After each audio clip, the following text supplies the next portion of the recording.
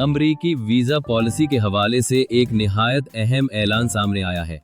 पहले से मौजूद इंटरव्यू वीवर पॉलिसी में तब्दीली करते हुए वो अफराद जिन्हें इंटरव्यू से इस्तिस्ना हासिल था, जैसे 14 साल से कम उम्र बच्चे और 80 साल या उससे ज्यादा उम्र के बुजुर्ग, अब इस सहूलत से महरूम हो गए हैं। 2 सितंबर 2025 से इन तमाम दरख्वास्त दहंदगान को लाजमी तौर पर वीजा इंटरव्यू देना होगा।